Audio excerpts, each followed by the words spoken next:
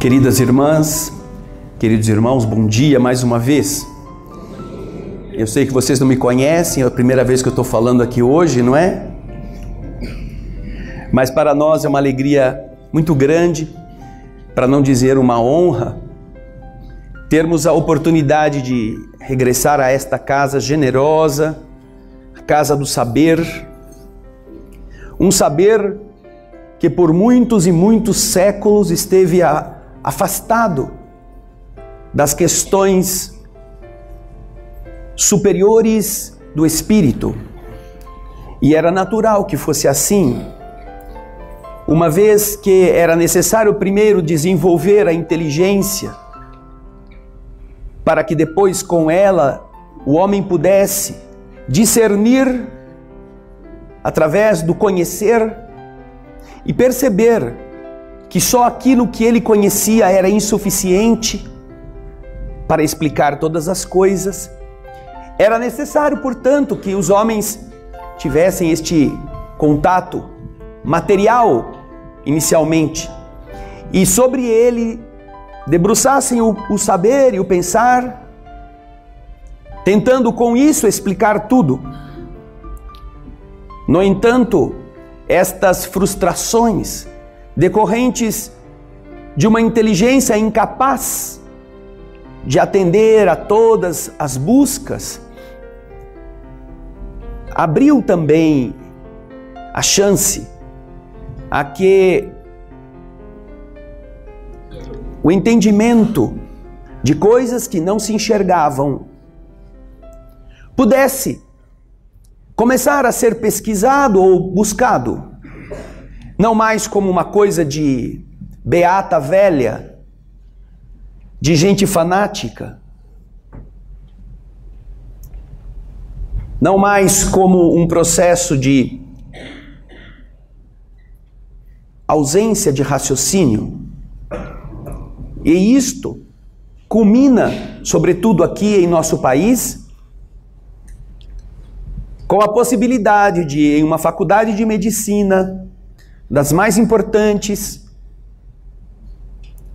o interesse dos seus docentes, dos alunos, de outros profissionais da área de saúde, possibilitar não só um congresso sobre saúde e espiritualidade, mas também uma oportunidade de viver esta saúde e essa espiritualidade através da ação prática, que não tem nada de mística, não tem nada de irracional ou cega, mas que, para muitos que ainda não abriram a sua mente a respeito de fenômenos como estes, são também chamamentos a que pensem, a que reflitam. Há mais ou menos 30 dias, um pouco mais do que isto, recebemos de uma pessoa lá em nossa instituição os documentos que eu não quis trazer aqui, porque já fizemos isso em um outro encontro, e o relato dessa moça, que nos contou o seguinte: ela havia feito um exame de ultrassonografia abdominal e neste exame constatou-se a existência de um cisto. E o médico, pelo tamanho, achou que era um procedimento adequado, que se fizesse uma intervenção para extraí-lo. Ela tinha o exame, mas não pôde fazer logo nos dias seguintes. Passados alguns meses, sabendo que precisava operar, ela marcou a cirurgia, mas 2 semanas antes, nós realizamos em Campinas uma cirurgia espiritual como esta, numa quinta-feira, Quando tem feriados prolongados, ou feriados perto de fim de semana, que fica um fim de semana mais longo, às vezes nós também fazemos a operação daquela segunda-feira que eu disse aqui, na quinta, à noite. Às vezes as pessoas que têm problema de coluna precisam fazer repouso deitado, na segunda é meio complicado, então na quinta à noite elas podem ficar o tempo necessário na cama. E então, sabendo essa moça que nós estaríamos fazendo a cirurgia, ela resolveu fazer a cirurgia na casa dela. Ela ficou em casa, se preparou, nós não sabíamos de nada. Assistiu o procedimento normal, os avisos, a prece, a palestra, e depois ela fez como se recomenda. Fique deitada por pelo menos 1 hora. Se você dormir nesse meio tempo e passar do tempo, não tem problema. E assim ela fez. Quando ela levantou no dia seguinte, ela estava com hemorragia. No dia seguinte. E ela ficou uns 2 ou 3 dias com hemorragia. Mas como ela sabia que a hemorragia podia estar sendo produzida pelo cisto, que já devia estar grande, ela foi à mesma médica e disse: doutora, nós vamos ter que operar. E eu vim aqui para a senhora fazer um novo exame, porque o que eu fiz faz um tempo já, para a senhora marcar a cirurgia. Então a mesma médica fez o mesmo exame, para preparar o campo de conhecimento e ver a data adequada para operá-la. E então a médica começou a procurar nos exames onde estava o cisto. E ela disse: eu não sei o que aconteceu, você não tem o cisto. Ele sumiu. Como que é? O que aconteceu? Eu também não sei, porque ela pegava o exame velho, pegava o exame novo, pegava o exame velho, pegava o exame novo. E então a moça, que estava em casa no dia do tratamento, que ela também até tinha suas dúvidas a respeito da possibilidade de acontecer algo assim, ela ficou tão assim emocionada com o fato de que ela não precisaria mais operar.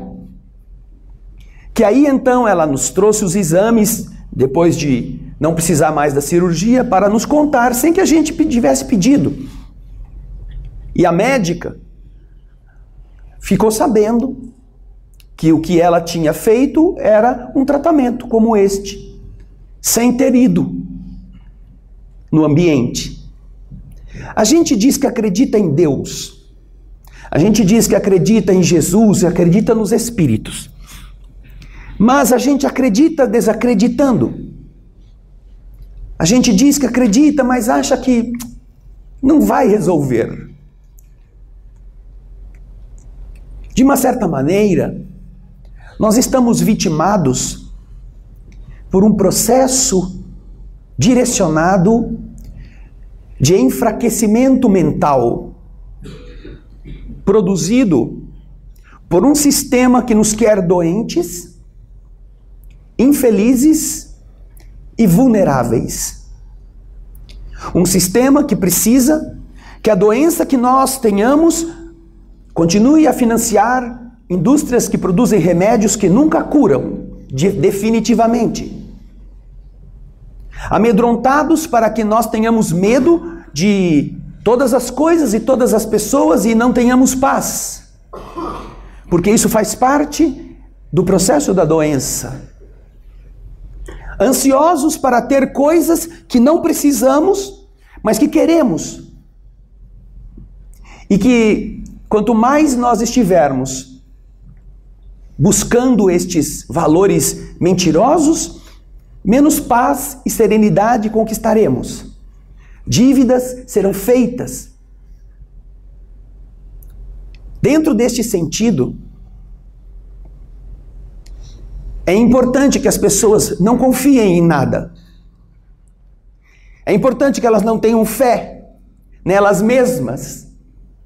E é por esse motivo que, em inúmeras circunstâncias, as diversas religiões têm sido tratadas como arapucas para roubar dinheiro ou para violentar sexualmente. Porque com estas notícias, muitas delas verdadeiras, o resultado é, na cabeça de todo mundo, aquilo que as pessoas costumam fazer. Ah, isso tudo não vale nada. Isso tudo é mentira. Isso tudo é uma indústria. Isso tudo é um comércio. Não pode existir esperança. Todo mundo quer ganhar a vida, arrumar um jeito para se dar bem. Nessas circunstâncias, nós deixamos de nos conectar com a origem, de onde todos nós viemos. E não importa que você tenha uma religião que não seja espírita, que você não acredite naqueles que já desencarnaram, você não pode negar que você foi criado por uma força que é maior do que a do seu pai e da sua mãe, que se uniram para você ter um corpo. E você também não pode negar que seria muito ilógico que depois de você ter vivido e amado, mesmo que você não tenha religião, você aprende a desenvolver amor por alguém, tudo isso acabasse num buraco na terra. Algumas religiões tentam explicar de alguma forma, e estas explicações também não ajudam. Quando você atinge a inteligência lúcida, e você é capaz de meditar a respeito, qual é a lógica de Deus? Você não encontra lógica no fim absoluto. Também não encontra lógica em Deus ter criado uma grande hospedaria para que depois que o seu corpo morra, você fique dormindo. Menos lógica ainda você encontra em um destino que diz que você, depois de viver uma única vida, ou vai para o paraíso, ou vai para o inferno. Considerando que para o paraíso só vão aqueles que nunca mentiram, nunca cobiçaram o que não era dele, nunca fizeram mal para o semelhante, nunca fizeram fofoca, nunca tiveram nenhum pensamento ruim, porque no paraíso essas coisas não podem entrar. Eu gostaria que levantasse a mão aqui, quem é que vai para o paraíso? E se você sabe que não vai para o paraíso, porque é sempre essa a resposta, você já sabe qual é a outra opção.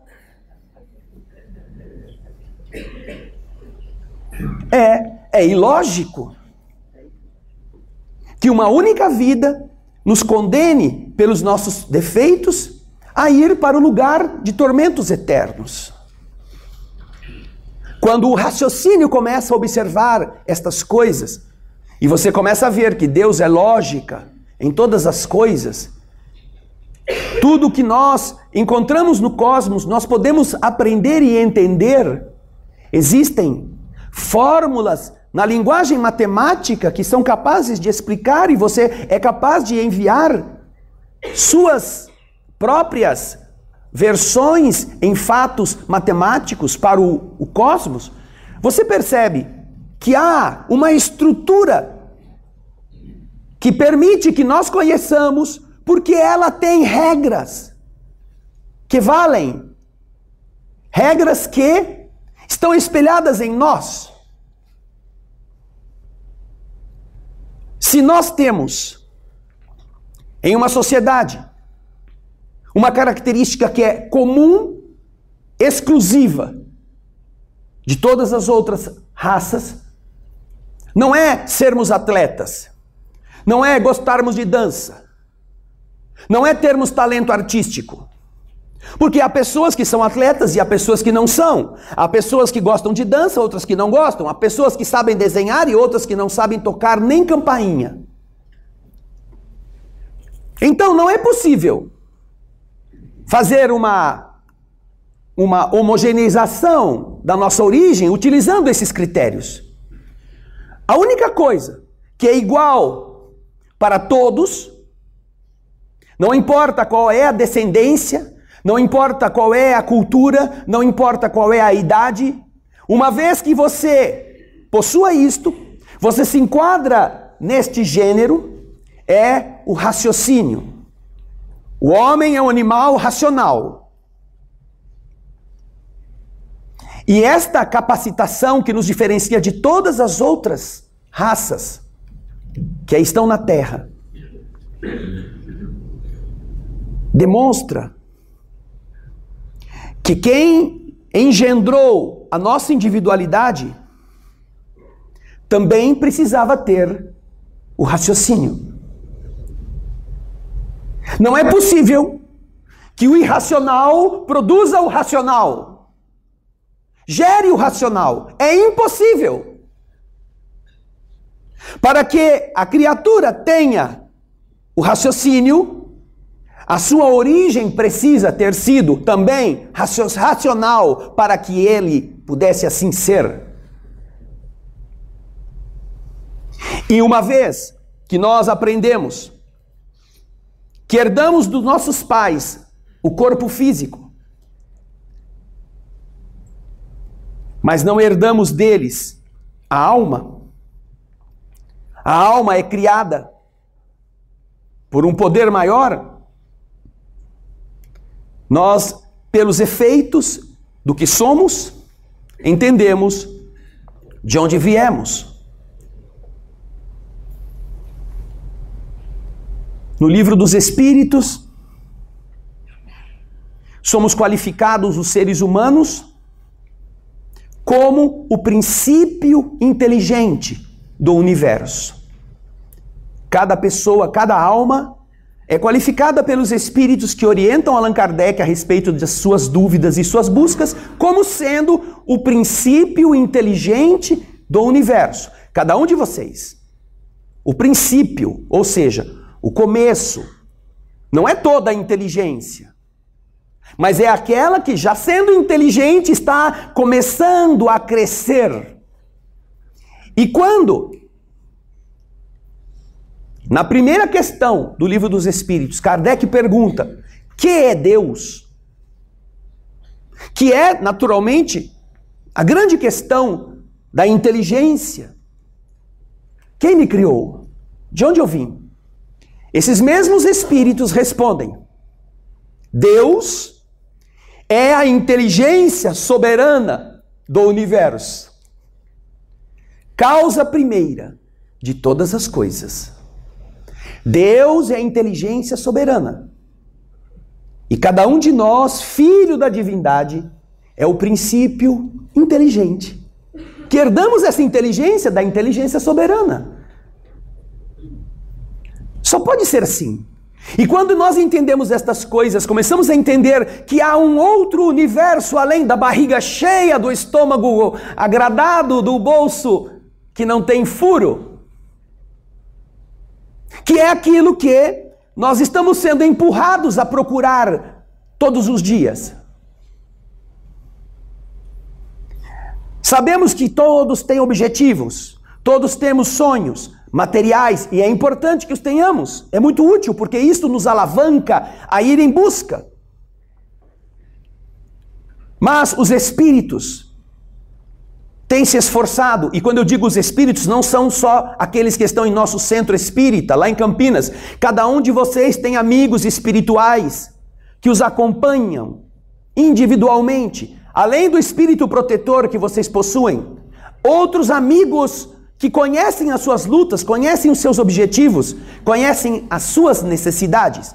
Eles estão constantemente nos empurrando para um pensamento que é o seguinte: sabemos que vocês têm objetivos materiais.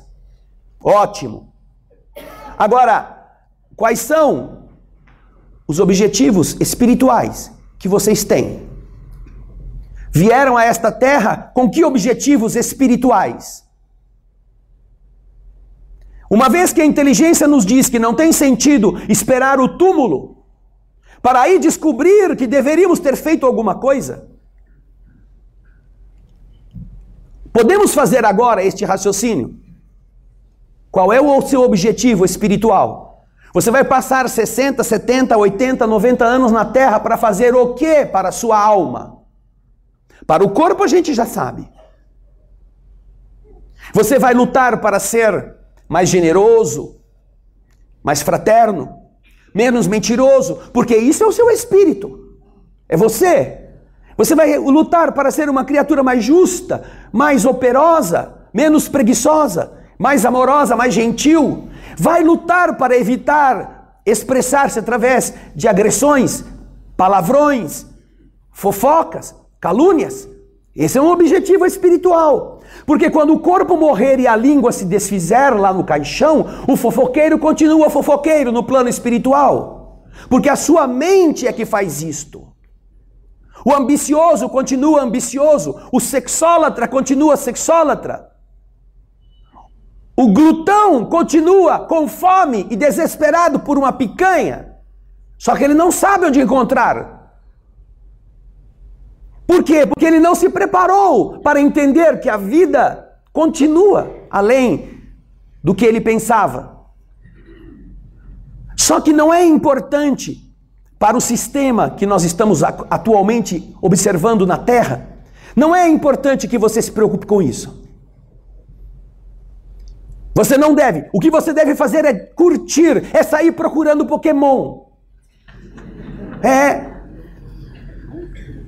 Procurar Pokémon é uma espécie de zumbi. Sabe o zumbi? Existe aí alguns filmes que falam do zumbi que sai da cova assim e sai andando.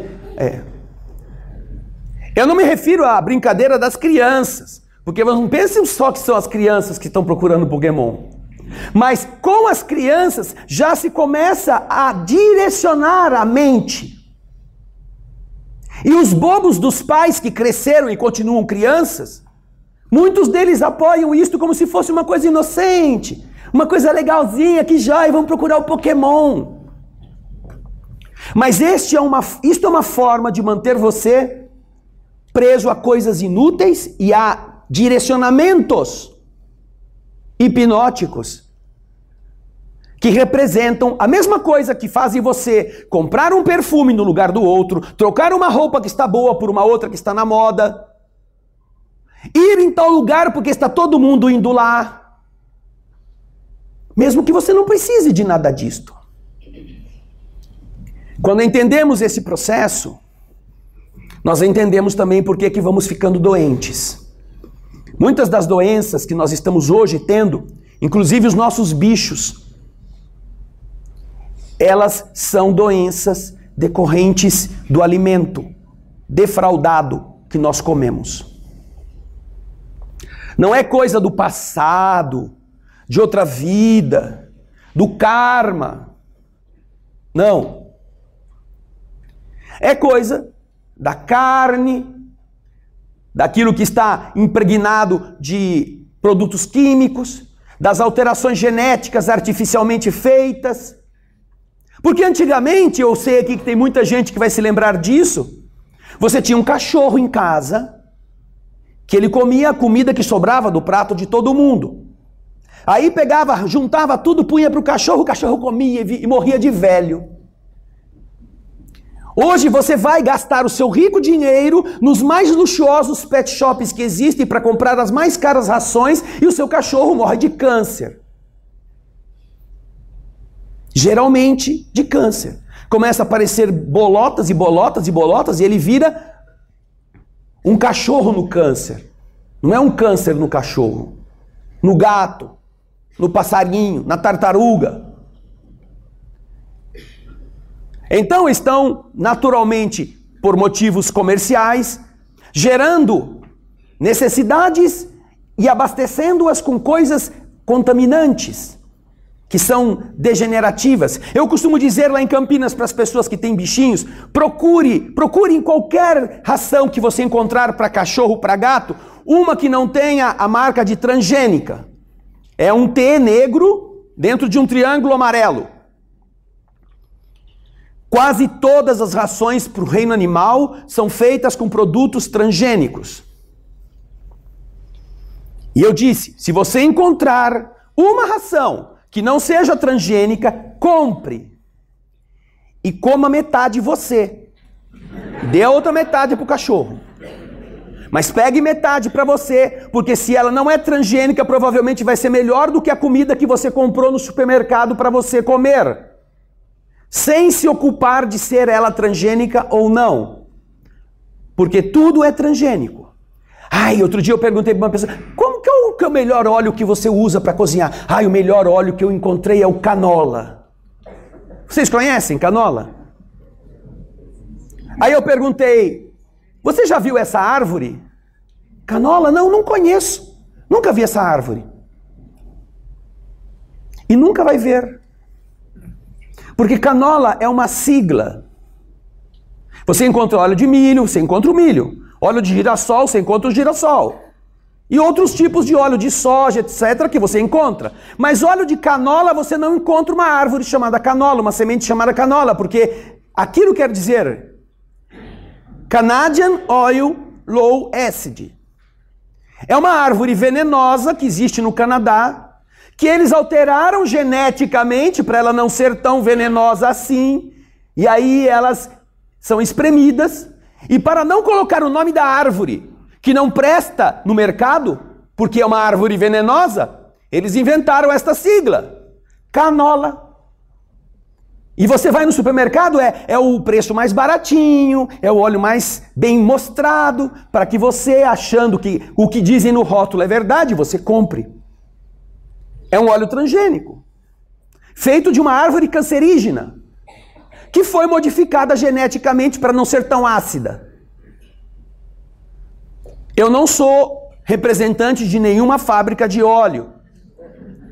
É bom que diga isto.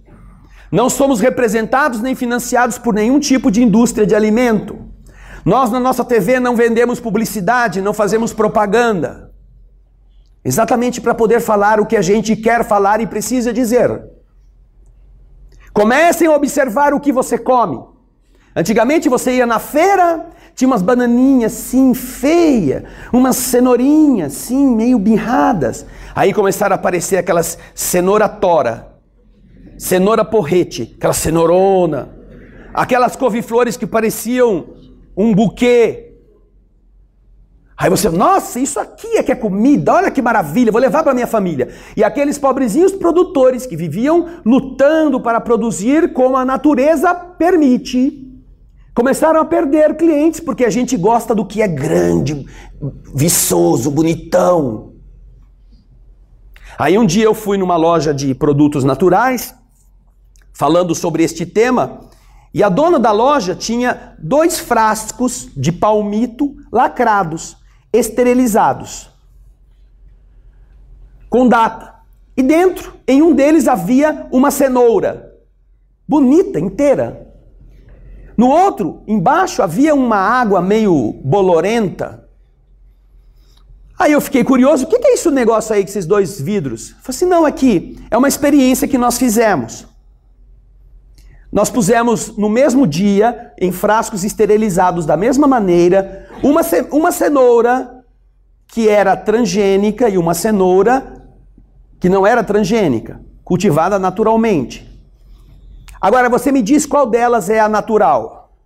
Aí o tontão aqui, né, pensou, bom, não tem, é natural, né? Eu acho que não foi, tá aqui essa bonitona maravilhosa, porque você já pensa, né, natural, olha que linda a cenoura.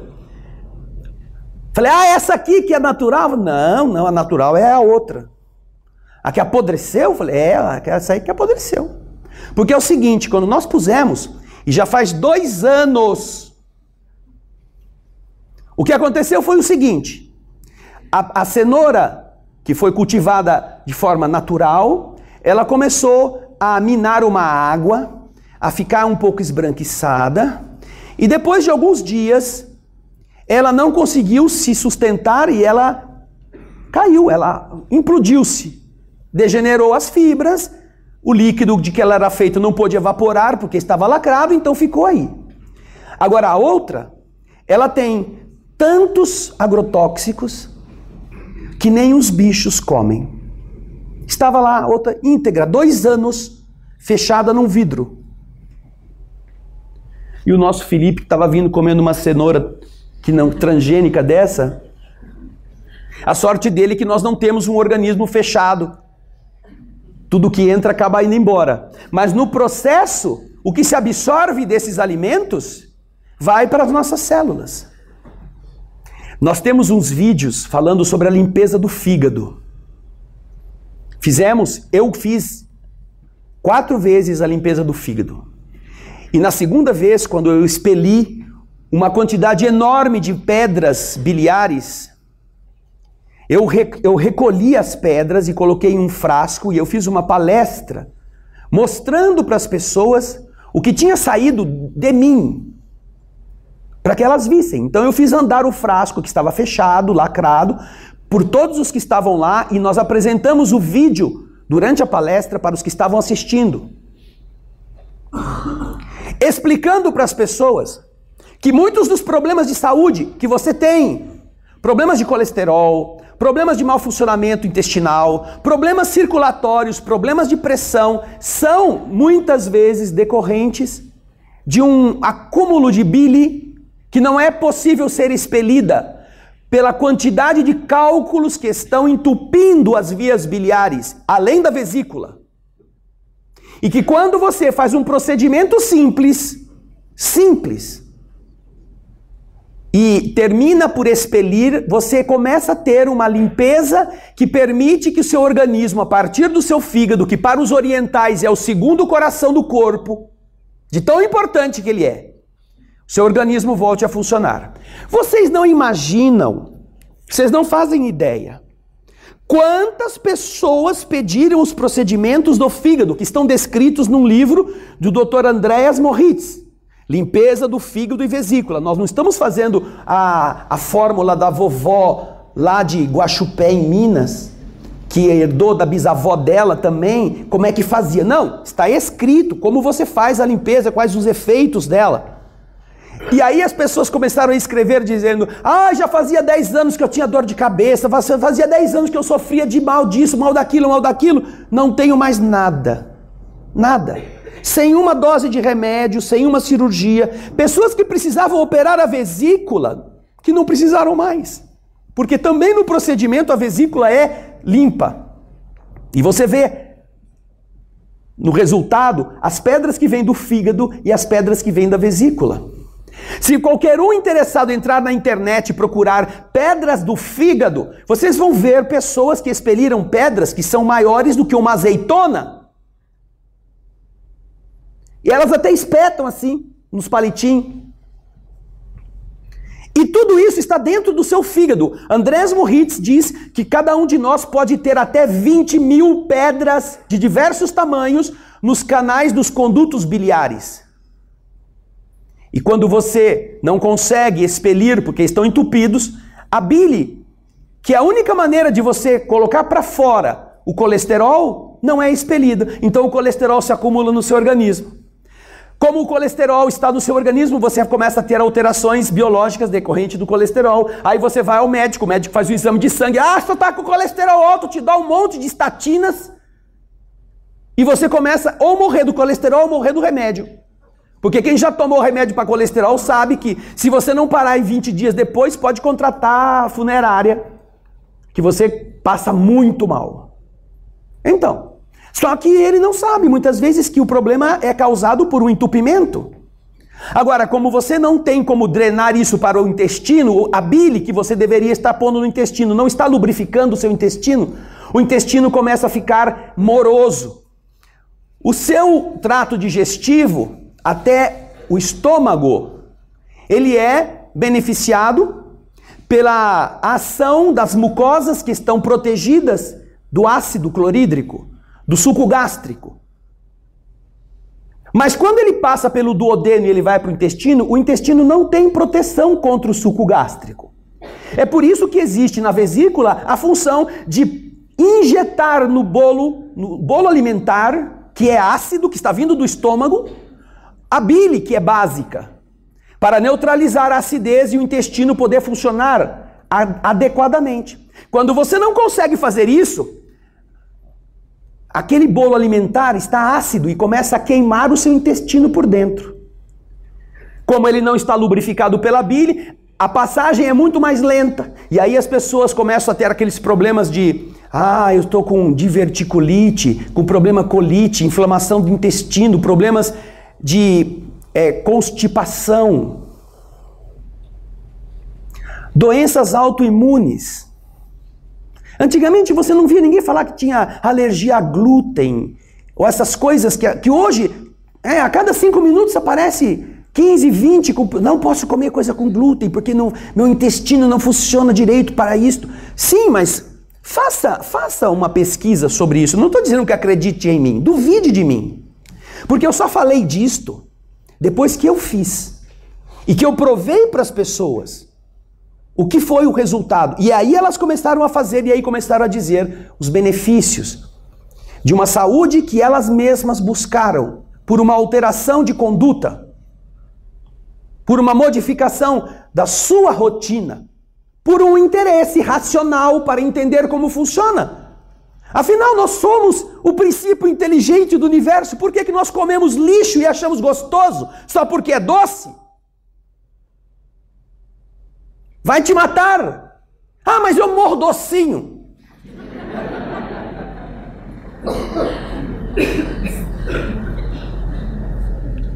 Você pode ter outro destino, pode escolher de outro modo. E isto estamos falando somente das questões do mundo. Agora, além disto, que já daria para a gente fazer um encontro de 2, 3 horas, os espíritos estão querendo que você se conscientize. O que você veio fazer na Terra como um espírito que não vai ser devorado pelos vermes? Um espírito que vai continuar a viver. É agora. Esta é a vida. Estão querendo que a gente se esqueça disto. Porque esquecendo-nos disso, eles ficam ricos. E a gente doente. Mas, quando nós nos lembramos disto, nós começamos a exigir. E eles são obrigados a mudar. Nós começamos a ter uma postura diante da vida que não engula mais. Não com violência, mas com consciência. As coisas que nos são ruins, que nos prejudicam. E esse despertar, este querer, esta expressão de uma vontade, significa saúde mental. Porque para que você tenha saúde física, não adianta ir só beber remédio. Existem pessoas que não têm uma dor, não têm uma doença, mas precisariam estar numa camisa de força. Porque são tão desajustadas emocionalmente, tão desajustadas mentalmente, que o corpo funciona bem por obra e graça do Espírito Santo. Mas certamente, depois de um certo tempo, ela vai começar a ter outros problemas decorrentes dos desajustes emocionais. A fé, que é o título deste encontro, a importância da fé na saúde orgânica, não é esta fé de igreja. Não é esta fé de sentar na frente do padre e levantar e sentar e levantar e sentar. Não é esta fé de fazer sinal da cruz quando passa na frente da catedral. Ou de ir lá no templo evangélico e fazer a sua profissão, o seu testemunho e gritar lá enquanto eles gritam e depois pagar o dízimo. Não, isso não é fé. A fé vem da palavra fides. A palavra fides é a que deu outras palavras na nossa língua, como fidelidade, confiança, fiador. A palavra fé é uma expressão de uma conduta interior de tal magnitude que faz você confiar cegamente, se for o caso, em quem você ama. Ser fiel, respeitar mesmo que as pessoas estejam de costas ou não estejam vendo. Porque é uma atitude do ser humano com ele mesmo, não é com o outro. A fidelidade não é enquanto as pessoas não estão vendo ou estão vendo você agir. É quando você sabe que você tem um compromisso com você mesmo em relação àquele trabalho, em relação àquela pessoa, em relação àquele ideal. E mesmo que surjam tentações, você não se entrega, mesmo que possa. Isso é ser fiel. E então, disso vem a palavra fé.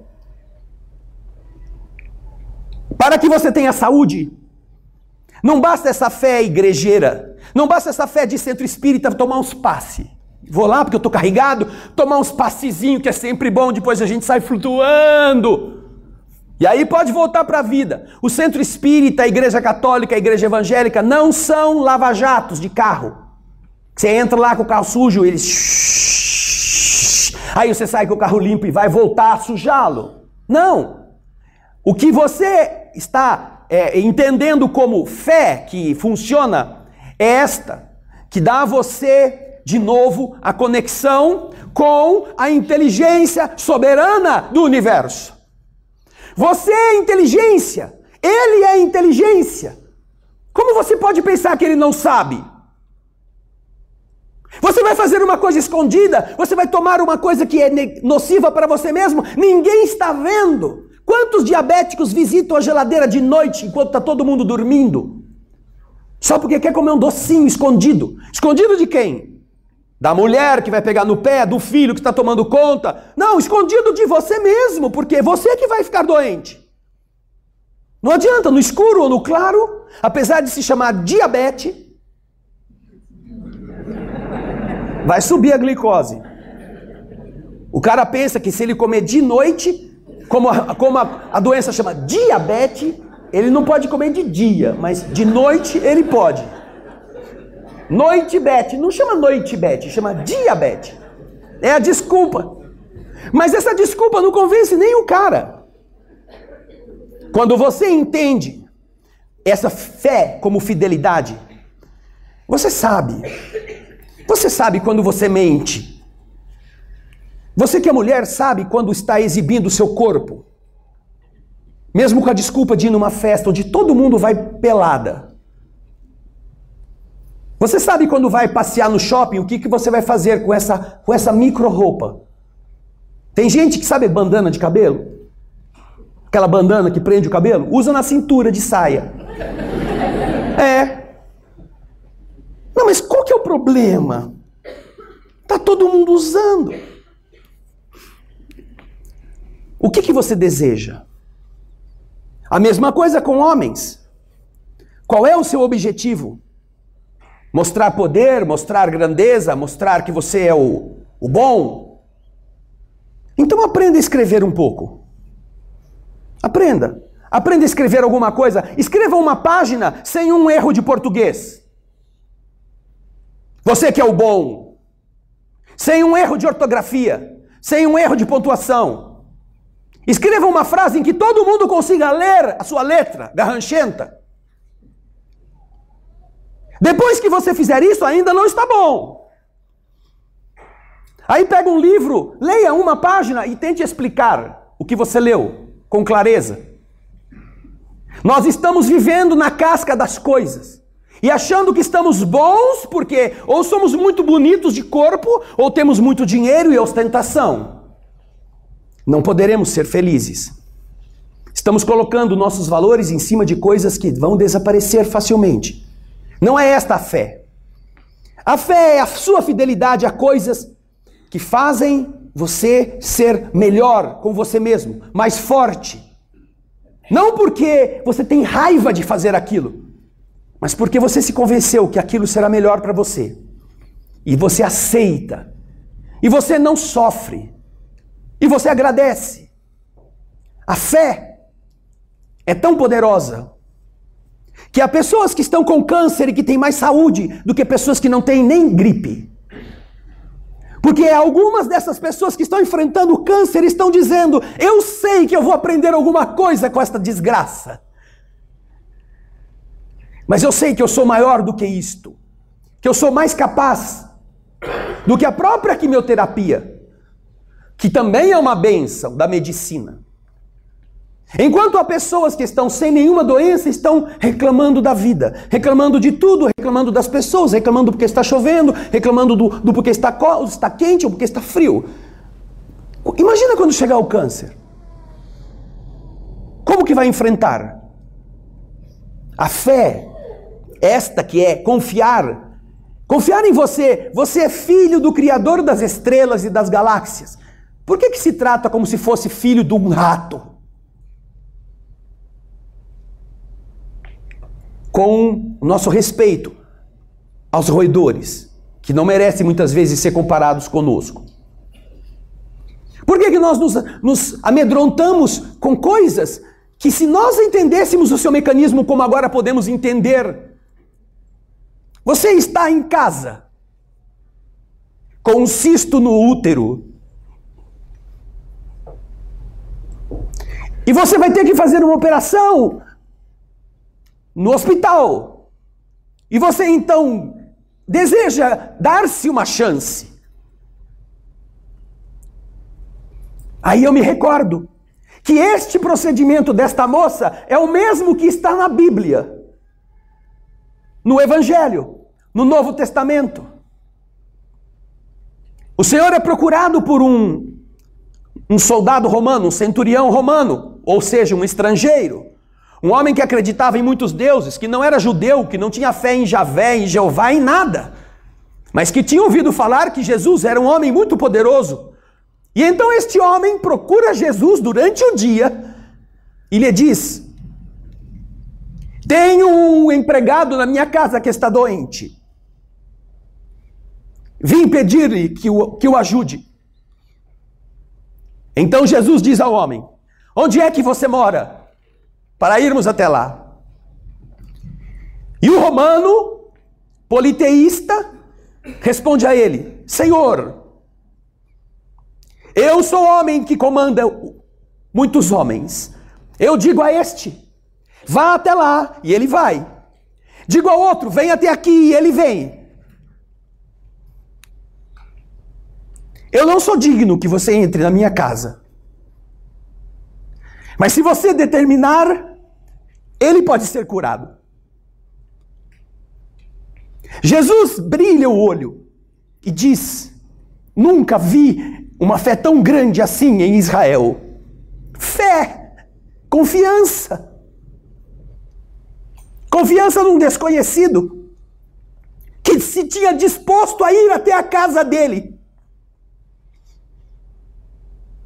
E então Jesus abençoa o homem que estava doente. Quando o centurião chega lá, ele está curado.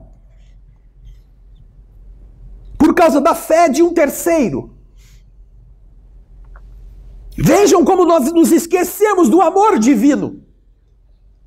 É natural que uma pessoa que mereça seja melhorada, possa ser curada, porque é uma pessoa boa, é uma pessoa que está cumprindo suas tarefas evolutivas na Terra. Então é natural que você veja uma pessoa dessa e encontre Jesus dizendo: vai, meu filho, que a tua fé te curou. A tua confiança, a tua fidelidade. Você sofreu anos, não reclamou, não blasfemou, não achou ruim, não maltratou os outros. A tua fé te curou. Mas o que pensar de um amor que cura sem merecer? O que pensar de uma lei que permite que quem não merece seja curado?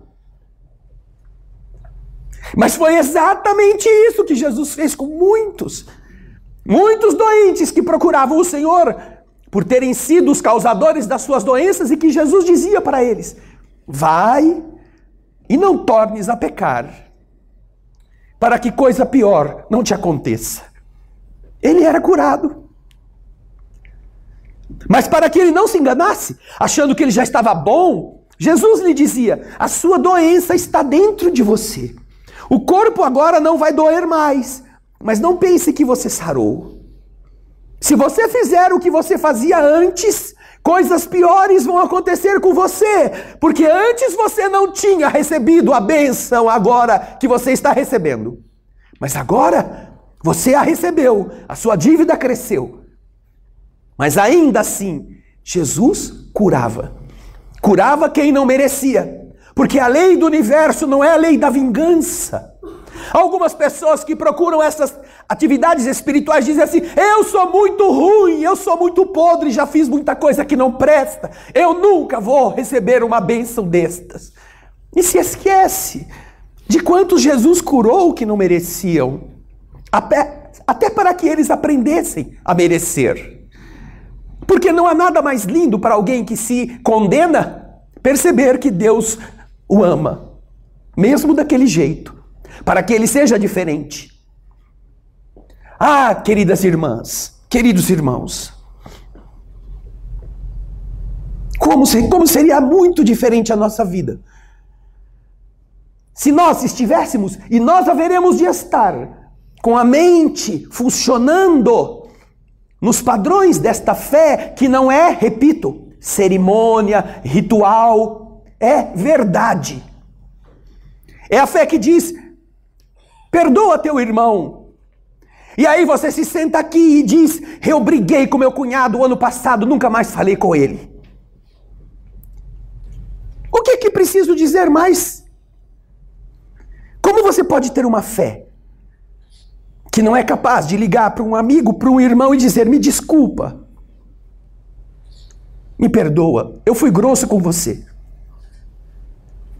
eu não devia ter falado o que eu falei?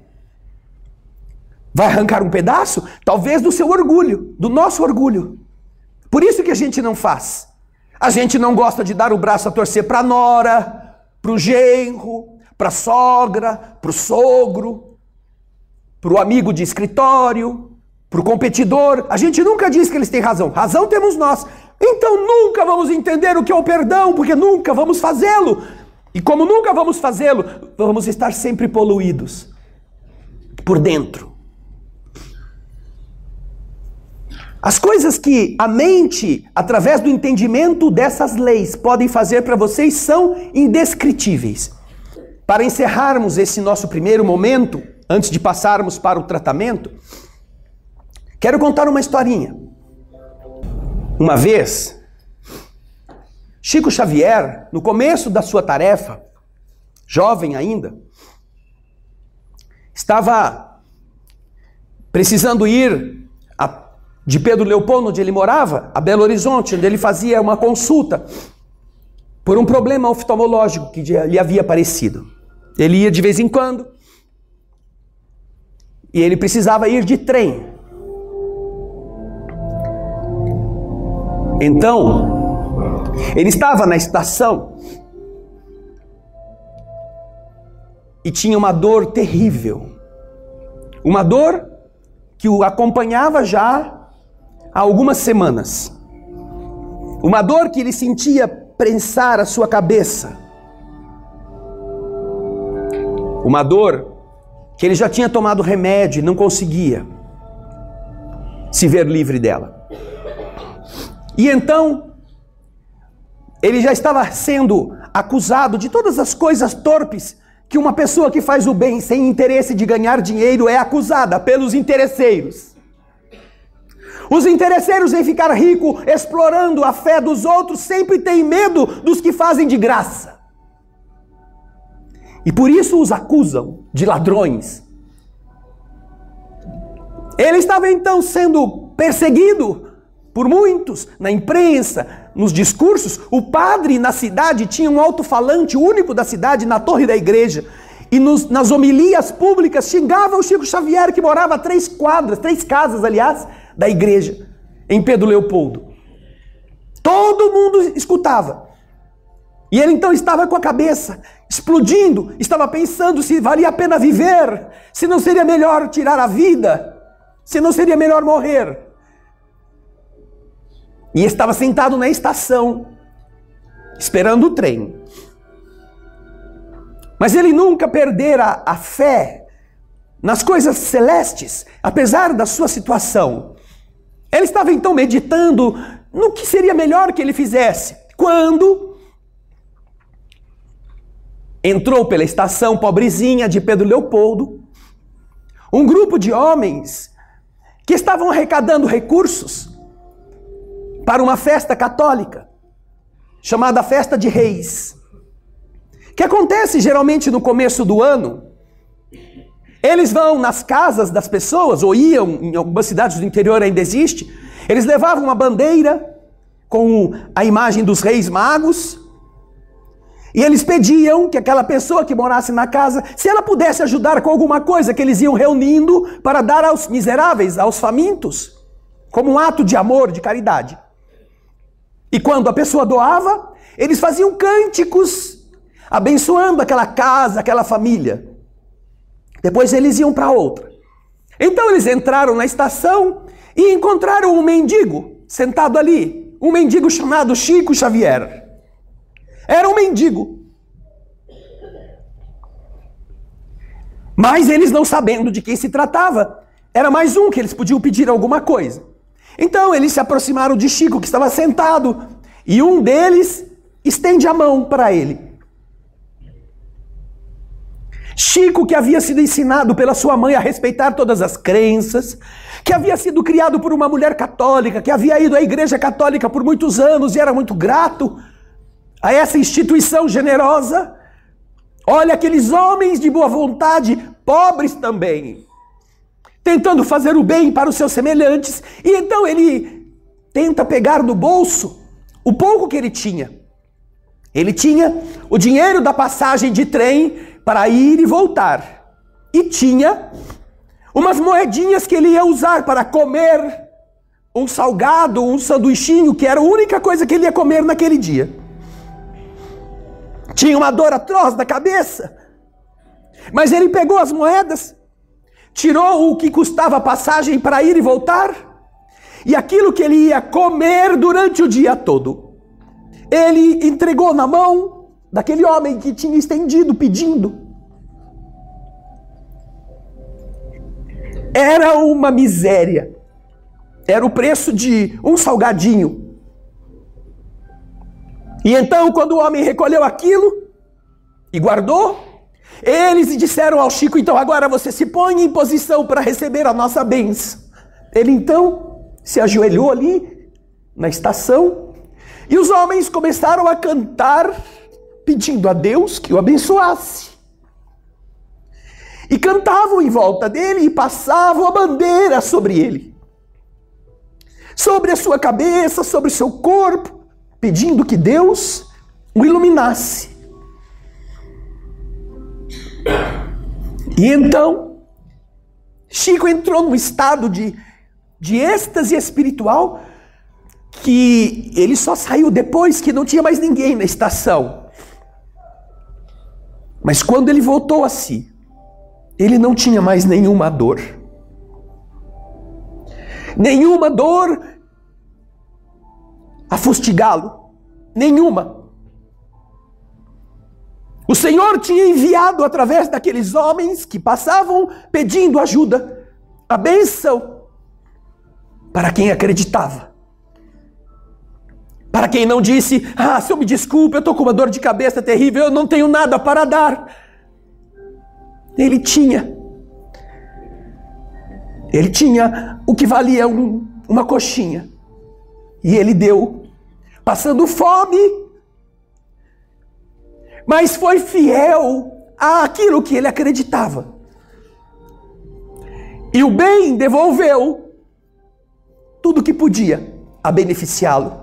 E daquele dia em diante ele disse: eu nunca mais tive medo de sofrer. Aquilo parece que limpou da minha mente todo o temor. Eu nunca mais pensei em morrer.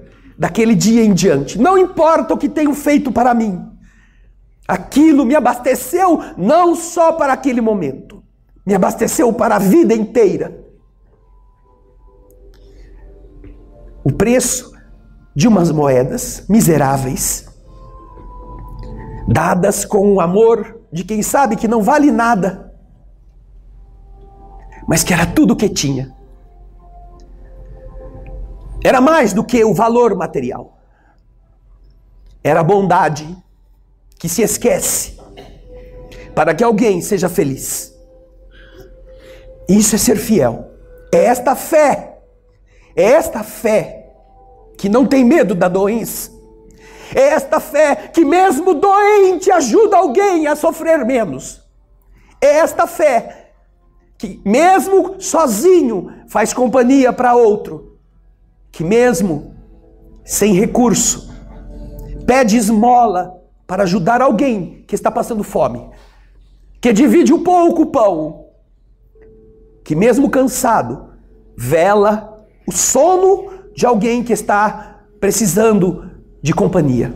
Esta é a saúde, a única que vale a pena a gente ter, a única que de verdade a gente nunca vai perder, porque esta é a saúde da alma. Esta saúde não tem idade, não tem cabelo branco, não tem condição de existir. Ela existe porque você quer. Ela é um ato de fidelidade. A bondade sublime que nos trouxe aqui, para que a nossa vida não fosse a de corroer a terra e produzir esterco. Não é para isso que nós somos criados. É para que Deus possa acelerar a renovação da humanidade. Por isso agora vamos fechar os olhos. Vamos nos lembrar de quantos espíritos estão aqui desejando passar a bandeira sobre nossas cabeças. Sem pedir nenhuma moeda, pedindo apenas que a gente possa fazer o bem, falar o bem, pedir desculpa, que a gente possa ter carinho para as pessoas que moram conosco, para aqueles que nos servem. Ah, Senhor, quantas doenças a gente poderia evitar se nossa mente pudesse amar, se nós não cultivássemos pensamentos ruins, se não tivéssemos medo da dívida, do cobrador, do ladrão, por aprendermos a que nós também não precisamos ser nem ladrões, nem cobradores, mas ao contrário, podemos ser semeadores. Aqui, Jesus querido, nos reunimos com a esperança de que aquilo que está doente possa não estar mais.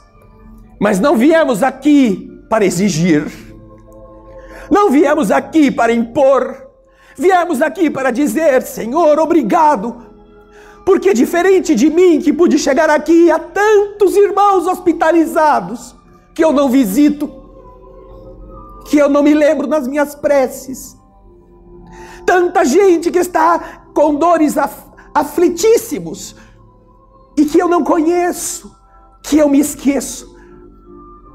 Por isso, Senhor, certamente eu não devo merecer.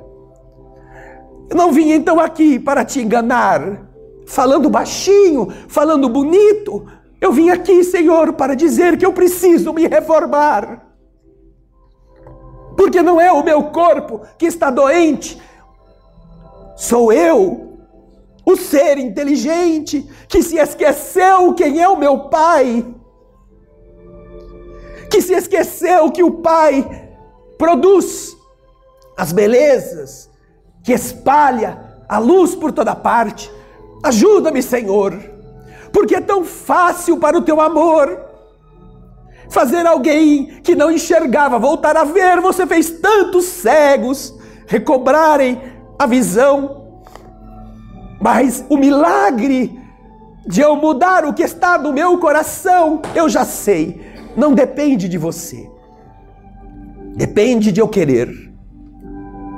Não é o remédio de farmácia que vai fazer, é eu desejar me abrandar. É de verdade a fé que eu digo possuir na igreja em que eu me modelei faça sentido para o meu espírito. E que então eu já não precise mais me preocupar se os ossos vão doer ou se vão corrigir a minha circulação. Eu vim agradecer, Senhor, porque se eu não estivesse com alguma dor, eu teria ficado em casa. Nesta manhã, teria ido passear, teria ido me divertir, não teria me elevado para sentir você de novo, pondo a mão na minha cabeça, na nossa cabeça e dizendo: vai, meu filho, que a tua fé te curou. Ou então vai e não tornes a pecar, que é o nosso caso. Por isso é que a gente veio te pedir, ajuda-nos, Senhor, a entender o que precisamos fazer para corrigir. Escuta-nos mais uma vez. Almas do céu, ouvi o doce canto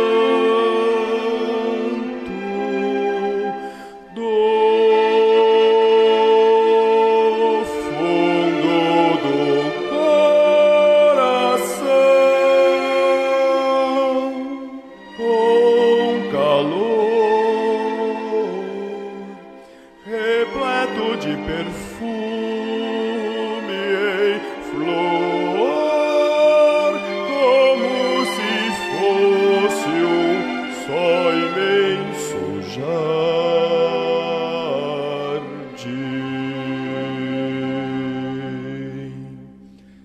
É a voz do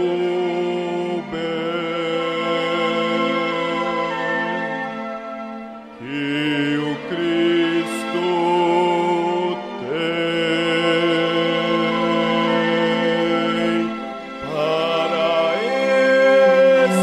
espalhar por toda a terra e fazê-la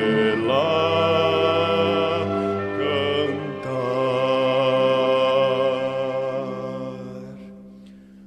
Oh, Jesus, que bom ter-te encontrado nesta estrada de paz e luz. Nós te agradecemos e assim queremos te espalhar, te dividir com quem não sabe sorrir, a quem ficou na solidão. Deixa eu estender a tua mão a quem precisa te encontrar. Deixe ajudá-lo a te achar, ó meu Senhor.